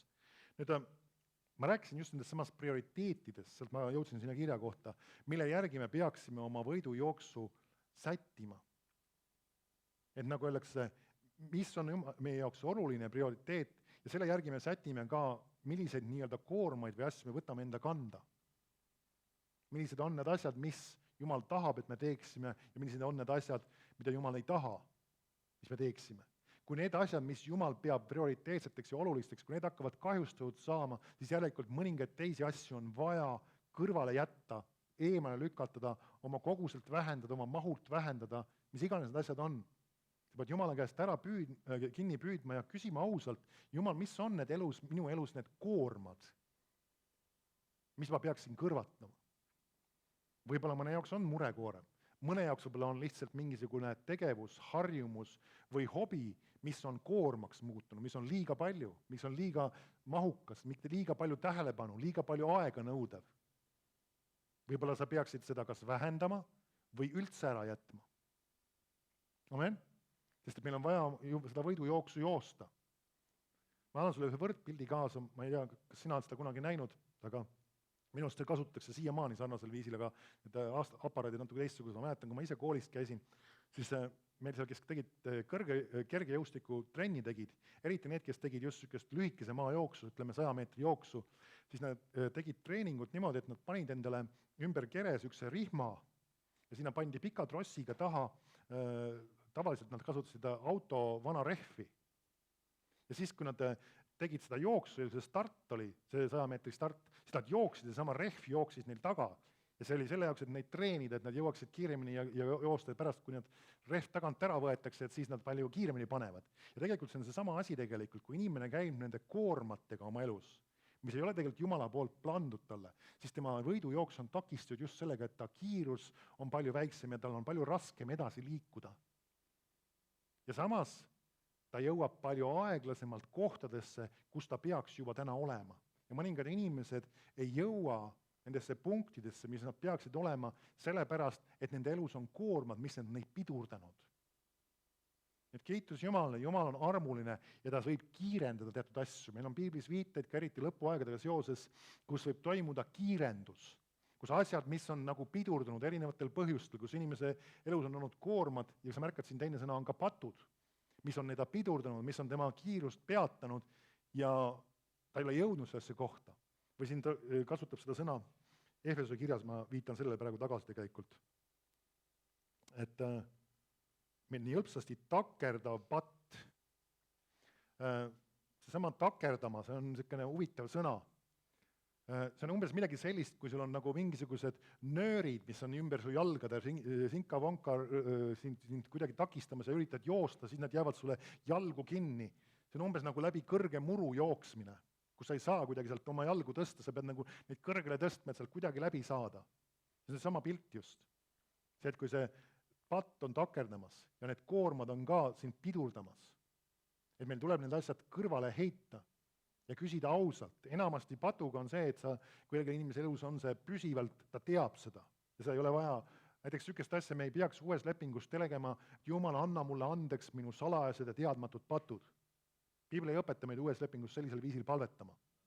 Miks pärast? Piibel ütleb, et kui sa oled patu teinud, siis sa tunnistad oma patu. Konkreetse, selge asja. Kui sa ei tea seda, kui sa ei ole sellest teadlik, siis sa ei pea seda urgitsema ja otsima. Miks pärast, sest see tekitab sinu ellu ühe usu ja niisuguse kahtluse augu, mis annab võimaluse ka kuradil lammutada või ka probleemidel lammutama hakata sinu elus. Et sa võid käia usus. Amen. Sest kui sa ei tea, et su elus midagi on valesti või sa oled midagi valesti teinud, siis sa ei pea seda ka otsima. Ja tavaliselt, kui sa käid koos Jumalaga ja käid valguses, siis sa tead, kui midagi on korrast ära. See valgus toob välja selle asja. Aga nüüd, mis puudutab just neid takistavaid elemente, mis ei ole otseselt patt või need pidurdavad asjad, mis on siis need koormad, nende puhul on sageli sul vaja oma südames ära tunda see. Ja mis sageli juhtub, kui sa heidad selle asja kõrvale, toimub just seesama, et sa hakkad nagu liikuma. Tuleb just üks värskenduse vool, ka rahu, ka vabadus ja hingamine. Samas ka mõne inimese jaoks tema füüsiline tervis on korrast ära, mitte sellepärast, et tema usk ei ole piisavalt tugev, vaid on see, et ta on tegelemas valede asjadega ja see on talle koormaks. Ja see ei ole mitte ainult füüsilise mõttes ülekoormamise küsimus, vaid see on seesama, et vaimsed asjad mõjutavad ka meie füüsilist tervist. Kui inimese elus on valed valikud, valed otsused, see hakkab mõjutama tema tervist varem või hiljem. Me näeme seda ka peilist neid asju tegelikult. Patu puhul on see ka näha ja see on kindlasti ka koormate puhul, et see ei ole otseselt see, et inimene on üle töötamas, see on üks teema, aga teine asi on see, et kui teeb valesid asju, isegi mitte üle töötades, see sellegi poolest võib tema elu ja tervist hakata mõjutama. Ja samas see ei tule mitte ainult tema tervisesse ja üldisesse elusse, vaid see tuleb ka tema muudesse elualadesse, rahaasjadesse, peresuhetesse, mis iganes. Et sellepärast on tark aeg-ajalt käia üle see asi, mis, nagu öeldakse, tuleb sinu elust kõrvale heita. See vist on juba üle aasta peaaegu tagasi või sinna kanti vähemalt. Me tegime koguduse ühe nii-öelda paastuperioodi ja see ei olnud mitte niivõrd paastumine toidust, vaid see oli paastumine just sükestest ebaolulistest, mõttetutest koormatest oma elus. Ja ma arvan, et sellised asju on aeg-ajalt tark uuesti teha, et nagu adresseerida enda jaoks kindlaks teha need asjad, mis need on. Ja mõningad asjad tuleb, nagu öeldakse, igaveseks ajaks maha jätta. Inimesed, kes on näiteks kehakaalu, tasakaalu nii-öelda sättimisega tegelenud, on aru saanud, on mõningad toiduained, millest sa ei loobu ajutiselt, vaid sa loobud praktiliselt üldse täielikult. Ma mõtlen selle all siis kindlasti sellised asju, mis ei ole sinu organismile vajalikud. Amen? Mitte mingit äärmuslikku toitumist või sellist dieeti, mis piirab nagu normaalseid toiduaineid. Jumal on kõik need toiduained meile andnud ja õnnistanud nad. Amen. Nii rasvad, valgud, mineraalid, kõik, mis iganes, kapsad, kaalid ka samamoodi. Et Jumal on andnud need asjad. Ja see, et keegi mingi toitumisspetsialist ütleb, et sa ei tohi rasvast süüa, siis kõige hämmastav on see, et läheb natuke aega mööda, varsti ilmub üks artikkel, kus räägitakse sellest, kuivõrd oluline ja vajalik on rasv sinu toidus. Ja siis üks toitumisspetsialist räägib see, et sa ei tohi üldse magusat süüa, sa ei tohi süsivesikut süüa, siis ilmub varsti üks artikkel sellest, kuidas üks teine inimene ütleb, et on avastatud seda, kuivõrd olulised ja vajalikud on süsivesikud meie organismile. Ja siis üks spetsialist räägib, et me ei tohi valkusid liiga palju süüa ja me peame neid ikkagi tasakaalus hoidma, siis varsti keegi avastab aja pärast, et valgud on ikkagi väga oluline element sinu elus. Ja siis räägitakse sellest, et ühte mingit konkreetset spetsiifilist toiduainet ei ole hea süüa ja et piima ei ole hea tarbida ja siis nagu öeldakse mingi pärast avastatakse, et kuulge mõistusele, et piimas on nii palju olulisi vajalikke asju ja seda kindlasti oleks vaja tarbida. Ja nii edasi.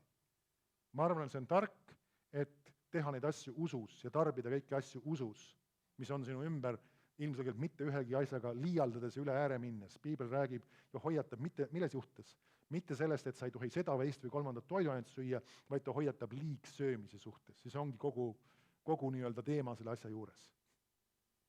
Pane liigsöömisele stopp peale, liiguta ennast ja söö, mis normaalselt. Ja ongi kõik, sul ei ole vaja käia seda imedieeti läbi, toda imedieeti ja seda kolmandat, neljandat toitumisspetsialisti alati nii-öelda nüanssideni jälgida. Ma ei ütle seda, et need inimesed täiesti rumalad on, aga saame aru, et siin on alati vaja vaadata asja piibellikus ja targas valguses, mitte nende asjadega äärmusesse minnes. Sest muidu sa lähed ühe teise asja nimi alla, mille nimi on hirm. Et sa ei julge süüa enam. Et sa ei julge enam seda suhu panna ja teist suhu panna ja kolmandat suhu panna ja sind valitseb hirm, mitte rahu. Hirm, sest et äkki see rasv, mis ma suhu panen, läheb mulle siia külje peale ja see komm, mis ma suhu panen, läheb mulle siia külje peale ja mis iganes. Ja see tükk saia, mis ma hammustan, see läheb kuhu iganes veel siia kohta ka veel. Et võta rahulikult. Amen. Kiitus Jumalale. Ma tean, et mul on ka siit vaja natuke siit vähemalt ja ma ei tea, kas siit on vaja vähemaks, aga mis iganes. Aga võta rahulikult nende asju. Okei. Niisiis, ma olen Heebra kirja 12. peatükis tagasi. Kõik olulised teemad tuleb läbi käia.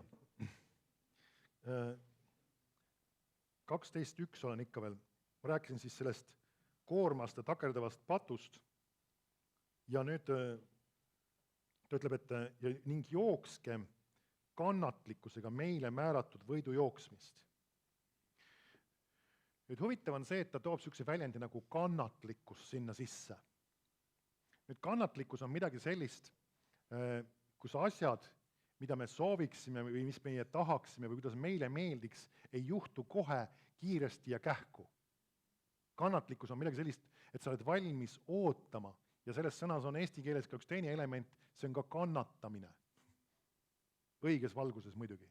See tähendab seda, et sa mingi aja, selle aja, kus sa ootad, see ei ole veel juhtunud, see ei ole veel toimunud, sinus võivad olla ebamugavad tunded, emotsioonid, su liha võib karjuda, aga seda veel ei saa.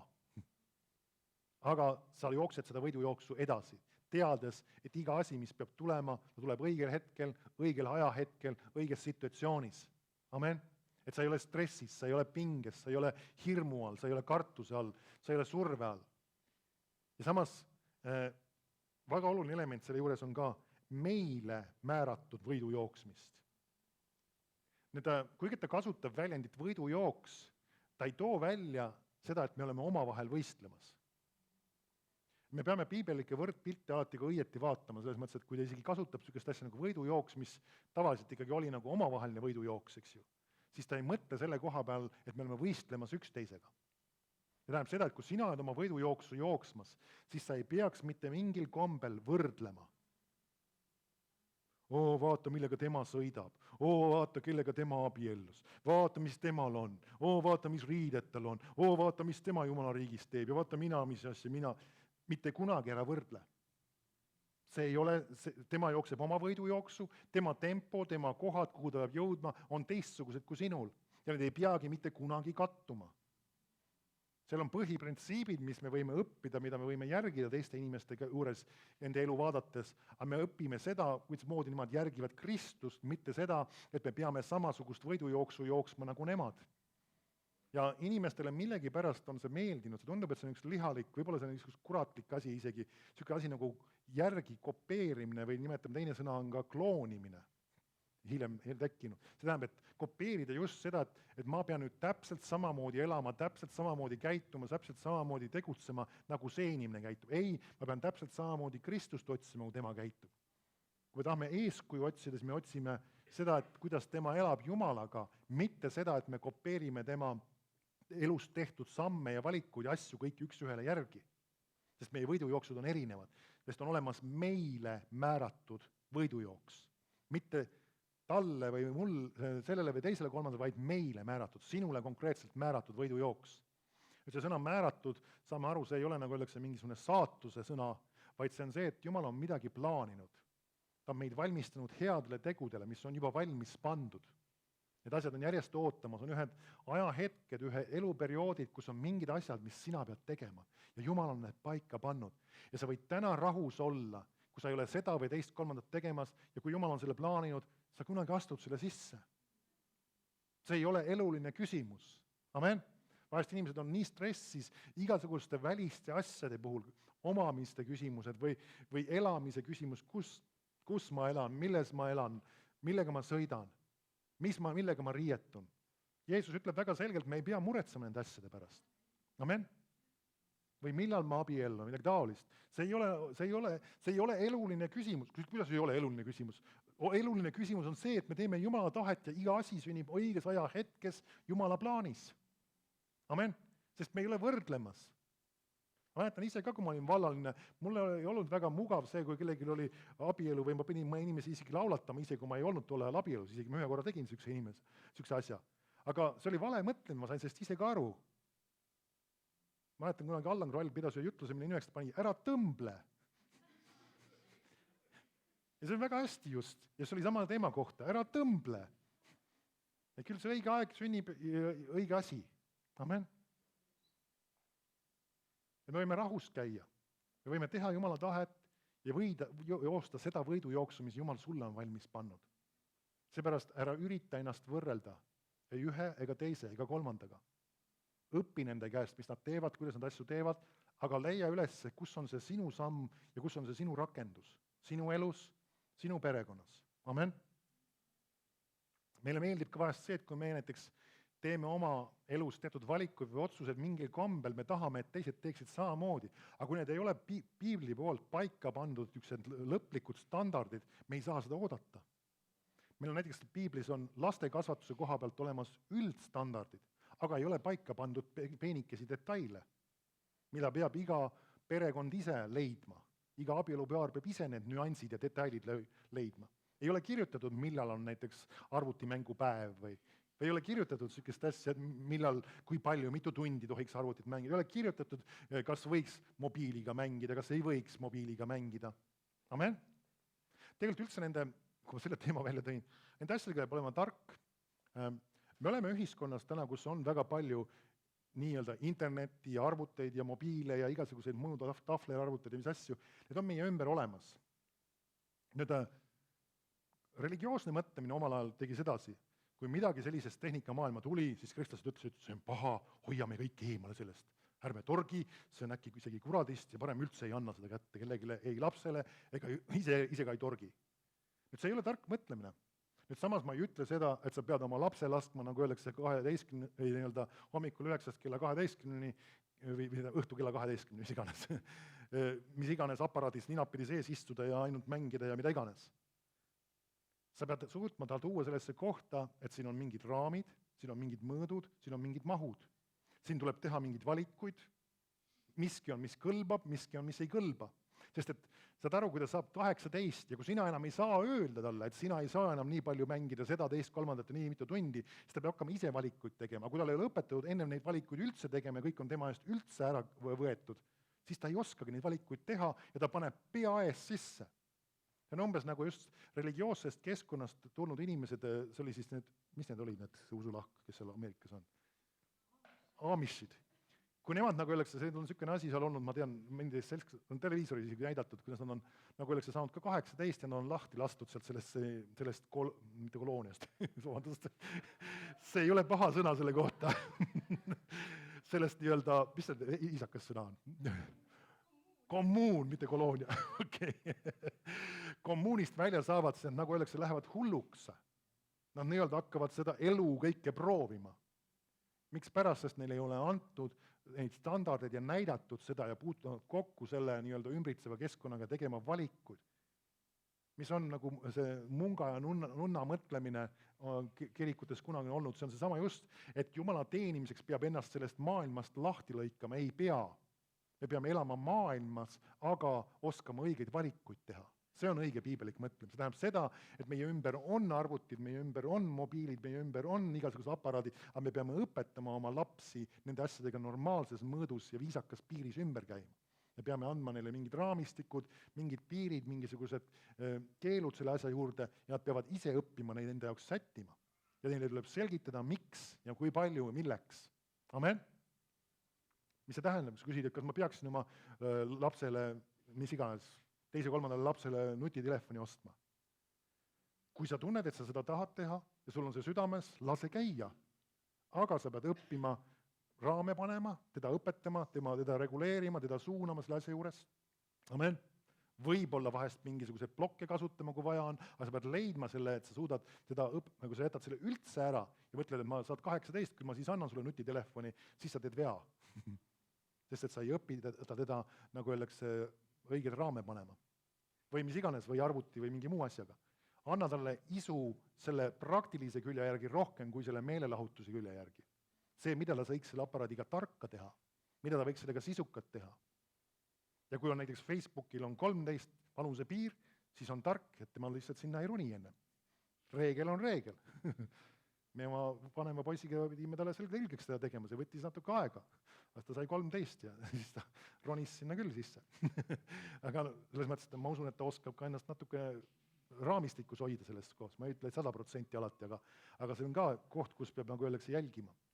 Et sellised asjad tuleb jälgida, meie ümber on asjad, mis ei ole oma olemuselt negatiivsed, mis on oma olemuselt sellised, nagu milleks sina neid kujundad. Arvuti ei ole oma olemuselt negatiivne, see on see, mida sina sellega teed. Internet ei ole oma olemuselt negatiivne, küsimus on, mida sina seal teed. Amen? Samamoodi alkohol või ütleme lahjem alkohol ei ole oma olemuselt negatiivne, vaid küsimus on, mida sa sina sellega teed ja kui palju sa sellega midagi teed. See on see küsimus. Ja see on seesama ka, seks ei ole oma olemuselt negatiivne ja halb asi, küsimus on see, kus ja kellega ja mismoodi sa teed. Ka mismoodi on see küsimus, ma ei aja küll sinna teemasse, see ei ole väga sobilik, aga see maailm on selle asjaga väga haigeks läinud. Okei, ma ei hakka sellest teemasse minema detailselt.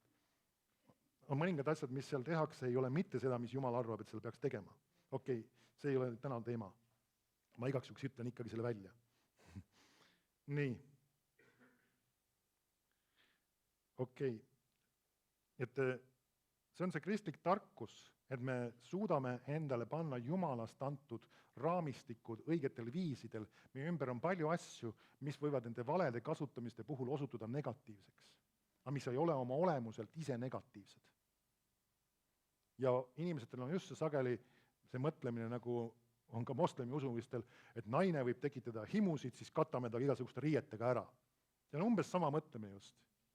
Et see asi võib tekitada tohutu probleeme või sõltuvusi, siis peidame ta üldse ära. Ei, me peame õppima enda meeli, talitsema ja hoidma raamis.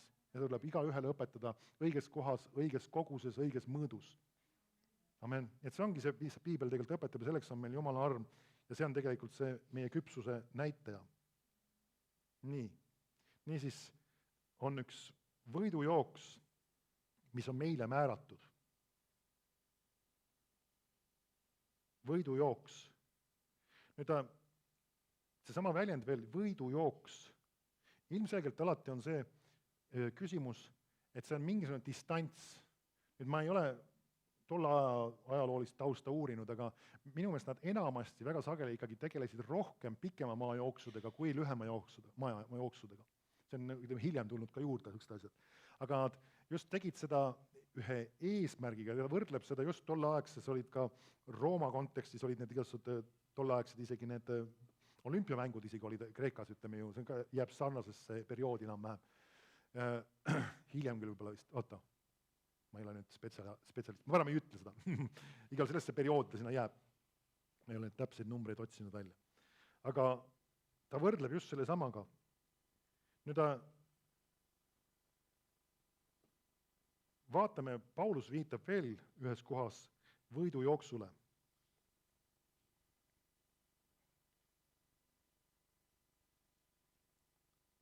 Ja see on 1. Korintlastele 9:24.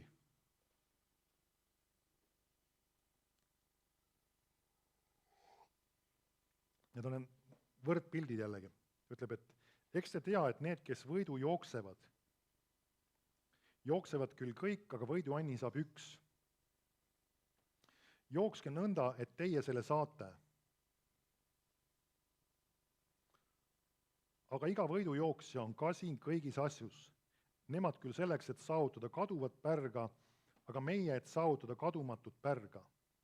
Sellepärast ma ei jooksegi nagu pimedast peast, ma võitlen nagu see, kes tuult peksab, vaid ma talitsen oma ihu ja teen selle oma orjaks, et ma muile jutlust öeldes ise ei saaks kõlvatuks või osutuks kõlbmatuks nii-öelda. Nüüd, kas sa märkad siin, ta toob ühe asja välja 25. Ta ütleb, et võidujooksja on kasin kõigis asjus, see on siis, et ta nii-öelda paneb enda jaoks raame või ka piiranguid. See on, mõned teised tõlked viitavadki just sellele. Aga nemad on siis selleks, et saavutada kaduvat pärga. Nüüd, ma ei tea, võib-olla mõni inimene siin on, mina ise ei ole väga karmilt, väga sügavuti ei ole spordiga kogu aeg tegelenud, aga natukene nii ja naa. Aga nii palju, kui ma kõrvalt olen näinud, inimesed, kes tegelevad spordiga väga kõrgel tasemel, siis nad panevad enda jaoks väga konkreetseid ja selgeid raame ja piiranguid. Alustades toitumisest, alustades unerežiimist isegi. Paljud sportlased näiteks öeldakse, ei luba endal sükest asja, et nad nagu passivad poole ööni kella 12 kella 1 üleval pidevalt regulaarselt. Neil on väga süstemaatiline unerežiim. Nad jälgivad oma toitumist, nendel on treeningurežiimid olemas.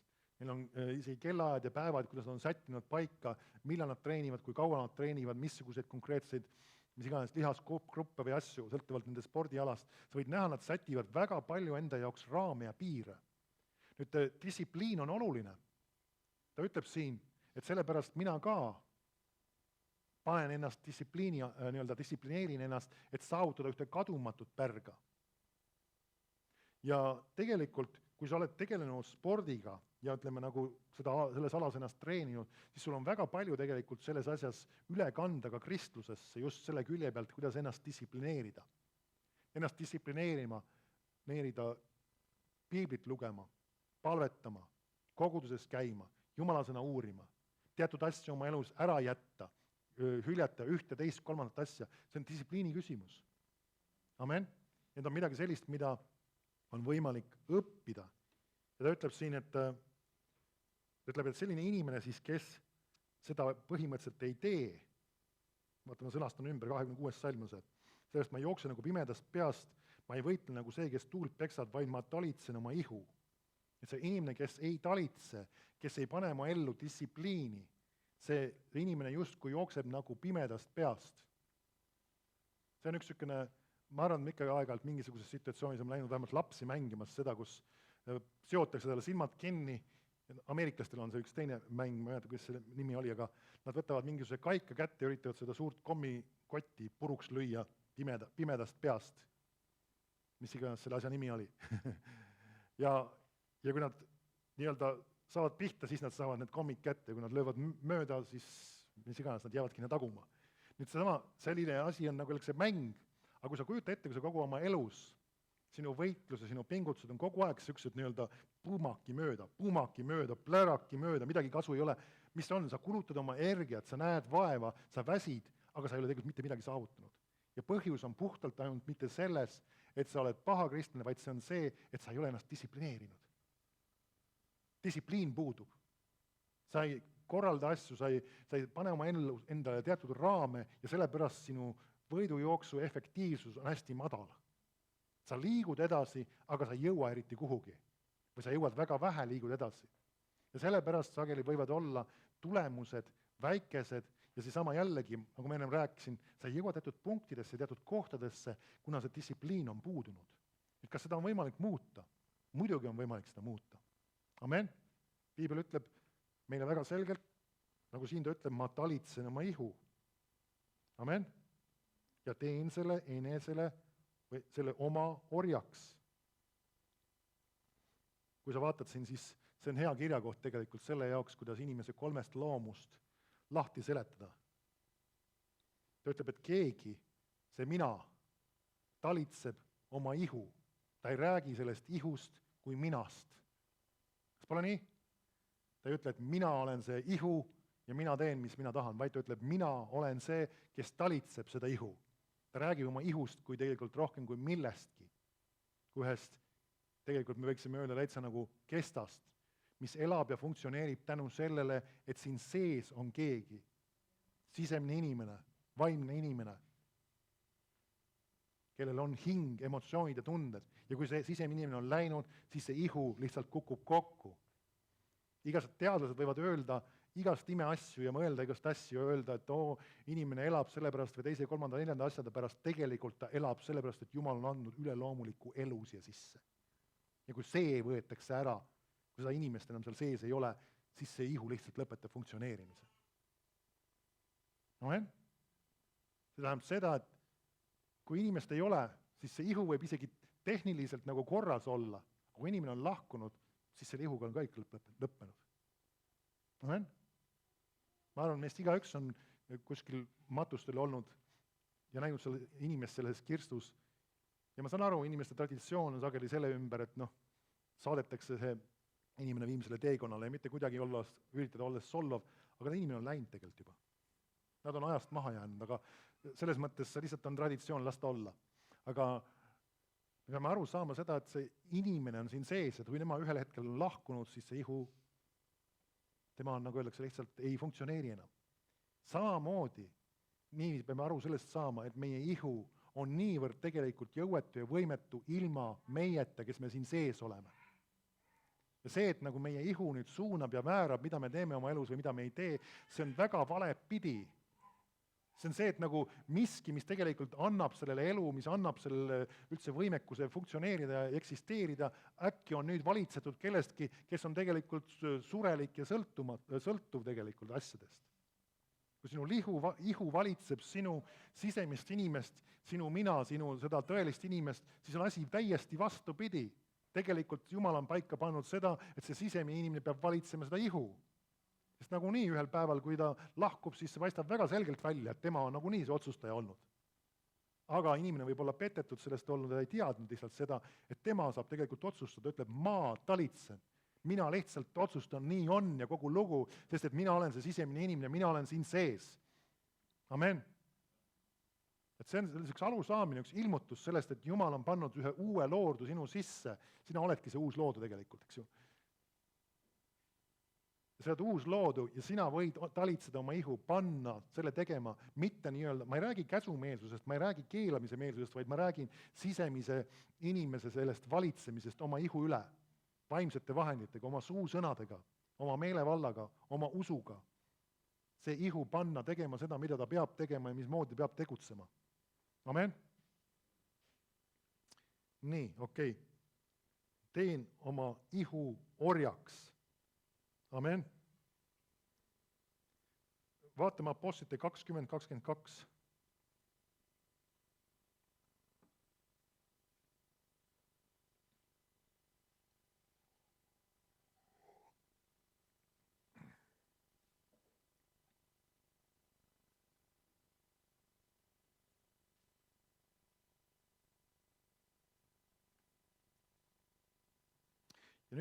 Ja nüüd vaatama lähen vaimust seotuna Jeruusalemma, ega tea, mis mind seal võib tabada. Kuid seda ma tean, et püha vaim igas linnas mulle tunnistab ning ütleb, et köidikud ja viletsused ootavad mind. Kas sa märkad, et püha vaim juhtis teda selles samas visioonis edasi, mida ta oli talle juba varem rääkinud? Kui palju sa pead mu nime pärast kannatama? Köidikud ja viletsused ootavad mind. Nii, ometi ma ei hooli sellest midagi ega pea ka oma elu kalliks. Kui ma aga lõpetan oma elukorra ja ametikohustused, mis ma olen saanud issanda Jeesuse käest, et tunnistada Jumala armu evangeeliumi. Nüüd see sama väljend elukorra on teistes tõlgetes tõlgitud ka selle võidujooksu. Ma lõpetan oma võidujooksu. Paulus teadis väga selgelt, et tema on võidujooksu jooksmas. Tal oli üks selge sihik, ta teadis, mis suunas ta on minemas, ta teadis, mis on tema ülesanded ja ma olen jooksmas ja ühel hetkel see võidujooks lõpeb siin maa peal. Kiitus Jumal, meil on taevas ka kindlasti midagi teha. Aga siin maa peal lõppes tema võidujooks. Ja ta jooksis kogu aeg selle mõtlemisega, tegutses, et tal on üks võidujooks ja selle juures on ka ühed ametikohustused. Amen? Et ma lõpetan selle. Ma olen kuulnud erinevatest Jumala sulastest, kuidas just kui nad on jõudnud oma elus sellesse punkti, kus nende aeg minna on väga lähedal olnud. Nad on teadnud sageli isegi seda päeva. Ma ei tea, kas mõni inimene isegi päris hetkega, vähemalt tunni on isegi olnud selliseid situatsioone, kus nad olid lihtsalt koos istumas, mul läheb meelde, minu arust see oli mitte Walesorist, minust räägitakse seda ka, ta oli istumas oma seal kellega koos, ütles, et see on minu aeg minna. Ja kui seal rääkisid juttu ja mingil hetkel ta lihtsalt heitis niimoodi korra pikali ja oli läinud. Ja ta mõtlen tugitooli peal toetus vist minu arust oli see. Ja ta oli läinud lihtsalt, läks. Tema aeg oli minna, tema võidujooks oli lõpetatud. Kiitus Jumala. Näeb seda, et sa oled täitnud need olulised asjad, mis Jumal on sulle andnud. See on üks hea tunne tegelikult taeva uksest sisse astuda ja sa tead, sa oled teinud selle olulise, mis Jumal sinul on lasknud teha siin maa peal. Amen. Küsimus ei ole selles, kui kuulus sa oled. Küsimus ei ole selles, mis sa oled materiaalselt saavutanud, missuguse tähelepanu sa oled saanud, vaid kas sa oled teinud seda, mis Jumal on sinul, kas sa oled täitnud need ametikohustused, kas sa oled jooksnud seda võidujooksu, mis Jumal on sulle andnud. Kujuta ette, kui sa peaks astuma sisse taeva uksest sisse ja öeldakse, et kuule, see, mis sa oled siin maa peal teinud, see ei olnud üldse absoluutselt see, mis ma sul keskisin, mis ma plaanisin, see võidujooks, mida sa jooksid, ei olnudki see üldse, mis sa plaanisid. Sa tegid ühte, teist ja kolmandat ja tegid kolmandat, neljandat asja, aga need asjad ei olnud minu plaaniski üldse sinu jaoks. Sa tegid mingeid oma asju. Siis mis on see, et sind ei oota ees siis ka see pärg taevas. Sest see pärg arvestatakse selle põhjal või see kroon, kui sa tahad teist väljendit kasutada, mõlemad on siin piiblis. Et need ei oota sind lihtsalt sellepärast, et sa uksest sisse astusid, või need ootavad sellepärast, et sa tegid seda, mis Jumal sind käskis teha. Sa hea ja ustav sulane. Sa oled pisku üle olnud ustav. Amen. Sa oled teinud seda, mis ma olen sulle andnud, seda kasutanud, seda paljundanud ja sellepärast ma panen sind oma rõõmusse. Seesama just, et toimub üks lisandumine, üks juurde lisamine. See on just viide sellele samale. Et sa oled saanud Jumala käest mingisuguse varustuse, mingisuguse pagasi, mida sa saad paljundada, mida sa saad edasi kasvatada ja saavutad teatud tulemused. Amen. Niisiis, lõpetan oma elukorra ja ametikohustused, mis ma olen saanud issanda Jeesu käest ja tunnistada Jumala armu evangeeliumi. Kiitus Jumalale. Tõuseme ühiselt ülesse. Halleluuja. Ma olen väga erinevaid teemasid siin täna puudutanud, aga ma usun, üks oluline element on just seesama, et meil tuleb keha kindlamaks, et me oleksime 100% veendunud, et me oleme tegemas seda, mis Jumal on meid kutsunud. Amen. Samas, et me ka teaksime ka, kuhu me oleme edasi liikumas, mis on võib-olla need järgmised sammud sellel teekonnal, mis on need järgmised sammud. Samas, kui meie elus on mingisugused asjad, mis on meie elus koormateks, takistusteks, meid vaevamas, kurvamas, meid tühjaks tõmbamas, et me saaksime need kõrvaldada oma elust. Mis on need koormad? Koormate nimekiri võib olla vägagi erinev, kui isegi peaks olema, aga mis on need patud? Siis meil kõrvaldame need oma elust, heidame need kõrvale, et me võiksime efektiivselt seda võidujooksu joosta ja näha ka oma elus kiirendust, näha seda, et Jumal taastab isegi ka neid aegu, võib-olla kus mingitel põhjustel me oleme lasknud ennast peatada või pidurdada, kus hakkavad asjad palju kiiremini toimuma, nad varem hakkasid toimuma. Halleluuja, kiitus su Isa. Isa, ma tänan sind, et sa oled hea, sinu heldus kestab igavesti. Isa, ilmuta inimestele, kus iganes on vaja näidata, kus on olnud neile elus koormad, takistused, asjad, mis on neid pidurdanud, mis on tõmmanud neid kõrvale olulistest asjadest. Ja nad võiksid taas astuda selle asja juurde, mis on oluline sinu jaoks, mis on prioriteet sinu jaoks, mis on vajalik sinu jaoks, et nad tõstavad need asjad õigesse kohale, mis on nende jaoks tähtsad, mis on sinu jaoks tähtsad. Ja Isa, et nad võiksid näha seda, et ka sinu ajagraafikus inimesed oleksid õiges kohas, tegemas õigeid asju õigel ajal, täitmas õigeid ülesandeid õigel ajal. Ja Isa, samas, et me ei ole need, kes ka võrdlevad oma võidujooksu kellegi teise võidujooksuga, et me õpime nende teiste käest, kuidas järgida Kristust, kuidas teha õigeid samme. Isa, et me oleme need, kes teeme õigeid valikuid, teeme õigeid otsuseid. Kiitus sulle, Isa. Tänu sulle, Isa. Tänu sulle, Isa. Kiitus sulle, Isa. Tänu sulle, Isa. Sa oled vägev. Sa oled helde. Kiitus sulle, Isa. Kiitus sulle, Isa. Sa oled imeline. Sa oled helde. Sa oled vägev. Kiitus ja ülistus sulle, Isa. Haustus sulle, Isa. Halleluuja. Sa oled hea. Sa oled hea.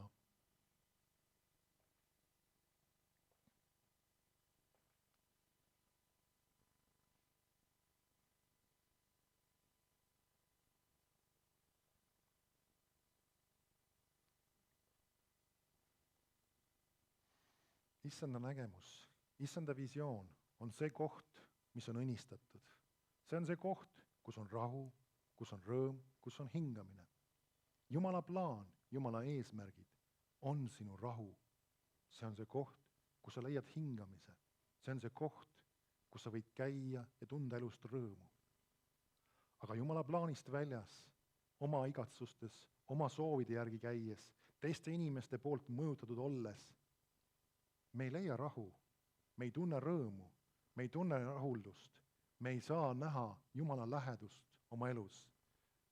See on üks stress ja pingutus ja vaev. Võtke minu peale, enda ikke, ütleb Issand, ja see leiate enesele hingamise. Ja õppige minust, et mina olen kannatlik ja südamelt alandlik ja te leiate hingamise oma hingedele. Selles kohas, kus te õpite Issanda käest, kuidas käia seda teekonda, kuidas olla selles kannatlik, kuidas teha Jumala tahet, te käite ka rahus ja hingamises. Seepärast heida iga koorem, heida iga patt kõrvale, mis sind vaevab, milleks sul seda vaja, see ei anna sulle midagi juurde, see vaid pidurdab sind, et sa võiks tunda rõõmu ja rahuldust oma elust. Sa oled arvanud, et see on sulle meelelahutuseks, see on sulle rahulduseks, aga tegelikult see on sulle pidurduseks. Täida ta kõrvale, see on mõttetu, see on aja raiskamine, võta see, kus Issanda rahu tuleb, kus Issanda rõõm tuleb, et teha temaga koos õigeid asju, õigeid valikuid ja käia rahus ja rõõmus ja hingamises. Näha õnnistust nii materiaalselt, näha õnnistust suhetes, näha õnnistust inimeste üle, kellega sa kokku puutud. Näha materiaalset õnnistust, näha ka tervist oma ihus. See on see, mis voolab sinu ihus, kui sa käid Jumala tahtes, käid ka rahus ja käid ka rõõmus, tehes Jumala plaanide ja igatsuste järgi. Seepärast astu talle ligi, kes on sinu Issand, kes on sinu kuningas, kes on isandate Issand, kes on vägev ja kes on auline ja kes on helde. Tänu sulle, Isa, tänu sulle, Isa, tänu sulle, Isa. Astume sulle ligi. Me astume sulle ligi, et mõista sinu plaane, mõista sinu igatsusi. Sa täida meid oma tahtmise tunnetusega, kõiges vaimulikus tarkuses ja arusaamises. Tänu sulle, Isa, tänu sulle, Isa, kiitus sulle, Isa, tänu sulle, Isa, tänu sulle, Isa, austus sulle, Isa. Halleluuja. Kiitus sulle, Isa.